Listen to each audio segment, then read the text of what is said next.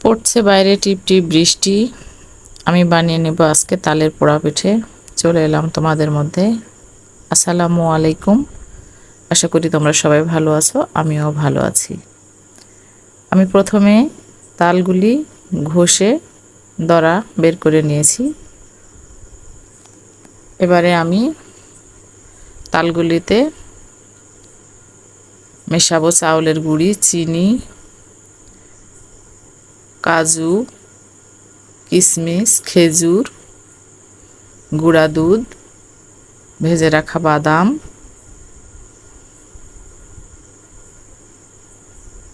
প্রথমে আমি নিয়ে নিলাম চাউলের গুঁড়া, তার সাথে দিয়ে দিচ্ছি কিছুটা লবণ, তারপরে দিয়ে দিব চিনি। চিনিটা তোমাদের স্বাদ মতো তোমরা নিয়ে নিবে।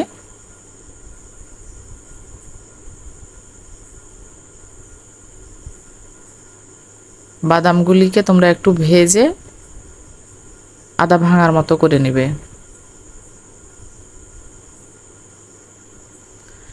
আমি সবগুলি মিশ্রণ একসাথে মিশিয়ে নিচ্ছি। তারপরে দিয়ে দিচ্ছি গুঁড়া দুধ। আমার কাছে আজকে নারকেল ছিল না, এই পিঠাতে একটু নারকেল দিলে বেশ ভালো লাগে খেতে। আমার কাছে নারকেল নেই, তাই আমি নারকেল দিতে পারিনি।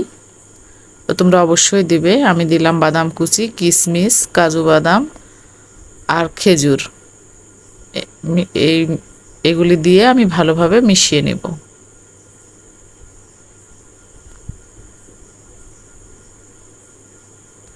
তারপরে আমি একটা কলার পাতা পরিষ্কার করে ধুয়ে মুছে নিয়েছি। আমি এই পাতাটার উপরে এবার এই মিশ্রণগুলি রাখবো। ছোটবেলায় আমাদের মা আমাদেরকে এই পিঠাটা বানিয়ে খাওয়াতো, খুব স্বাদ হতো মায়ের হাতের সেই পিঠা। তো আজ মায়ের কথা মনে করে করে আমি সেই পিঠাটা বানাচ্ছি। তোমরা কে কে খেয়েছো এই পিঠা তোমরা কমেন্টে বলে যেও। এই পিঠাটা খেতে খুবই সুস্বাদু হয়। তোমরা যারা খেয়েছো তারা নিশ্চয় জানো। আমি মিশ্রণটাকে ভালোভাবে কলা পাতায় বসিয়ে মুড়িয়ে নেব। মুড়িয়ে তারপরে আমি ওটাকে ফ্রাই প্যানে দিয়ে ঢেকে দেব। আমি আমার প্রয়োজন মতো কলা পাতা নিয়ে নিচ্ছি। যতটুকু প্রয়োজন ততটুকু কলা পাতা আমি নিয়ে নিয়েছি এবং উপর থেকে আবারও কলা পাতা দিয়ে ঢেকে দিচ্ছি। দিয়ে এবার আমি ঢাকনা দিয়ে ঢেকে চুলায় বসিয়ে দেব।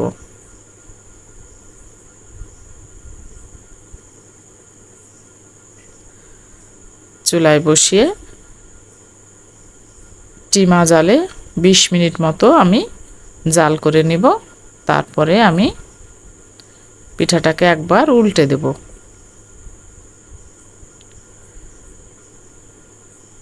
এ সময় সুন্দর একটা ঘ্রাণ বের হবে। খুব সুন্দর একটা ঘ্রাণ আমি পাচ্ছি। পুরো রান্নাঘর মৌ মৌ করছে তালের গন্ধে। আমি পিঠাটা উল্টে নিয়েছি, ফ্রাই প্যান থেকে ঢেলে নিয়েছি আরেকবার উল্টিয়ে দেওয়ার জন্য।